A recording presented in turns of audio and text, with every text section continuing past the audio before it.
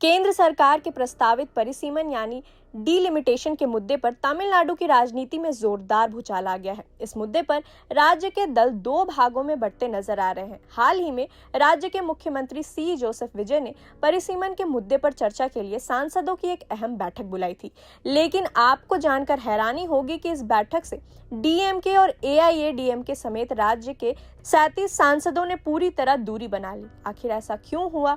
क्यों तमाम बड़े दलों ने मुख्यमंत्री की इस बैठक को नाटक और ढोंग करार दिया? आइए पूरी खबर समझते हैं। सबसे पहले बात करते हैं राज्य की सत्ताधारी या मुख्य पार्टियों में से शुमार डीएमके की। डीएमके की संसदीय दल की नेता और सांसद कनिमोझी ने मुख्यमंत्री विजय को इस पहल पर बहुत तीखे सवाल खड़े कर दिए। कनिमोझी का कहना है कि सांसद का सत्र खत्म होने में अब महज कुछ ही दिन बचे हैं और केंद्र सरकार ने परिसीमन को लेकर ना तो कोई नया विधेयक लाया है और ना ही इस पर कोई चर्चा शुरू की है। ऐसे में मुख्यमंत्री द्वारा बुलाई गई ये बैठक पूरी तरह से निरर्थक यानी कि बेमतलब की है।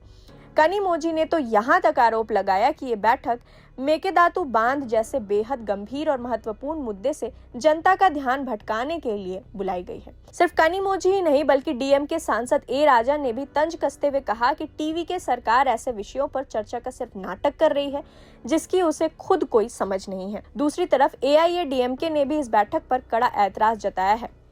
अन्ना द्रमुक का साफ कहना है कि जब संसद में परिसीमन को लेकर कोई नया घटनाक्रम हुआ ही नहीं, कोई आधिकारिक घोषणा नहीं हुई, तो मुख्यमंत्री आखिर किस बात की जल्दबाजी दिखा रहे हैं और ये नाटक क्यों रच रहे हैं। बात यहीं तक सीमित नहीं रही। बैठक से किनारा करने वाले दलों ने ये भी गंभीर आरोप लगाया कि राज्य के प्रशासनिक तंत्र का गलत इस्तेमाल किया जा रहा है। उनका कहना है कि सरकारी अधिकारियों और मुख्य सचिव के जरिए सांसदों पर दबाव बनाया जा रहा है कि वे इस बैठक में शामिल हों, जो कि पूरी तरह से गलत है।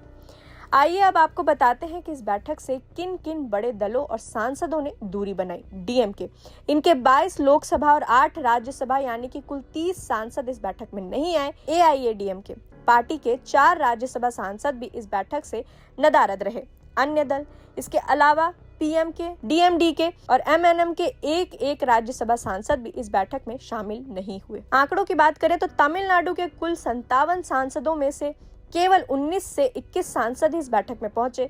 ये वो सांसद थे जो मुख्य रूप से Congress, VCK, CPI, CPIM, MDMK और आईयूएमएल से ताल्लुक रखते हैं। साफ है कि बहुमत सांसदों के इस बैठक से किनारा कर लेने के बाद परिसीमन के मुद्दे पर सभी को एक साथ लाना यानी सर्वसम्मति बनाने का मुख्यमंत्री सी जोसेफ विजय का ये प्रयास अब बड़े राजनीतिक विवाद से घिर गया है। अब देखना ये होगा कि इस राजनीतिक खींचतान के बीच आगे क्या नया मोड़ आता है। फिलहाल इस बड़ी खबर में इतना ही। बाकी खबरों के लिए जुड़े रहें प्रभात खबर के साथ।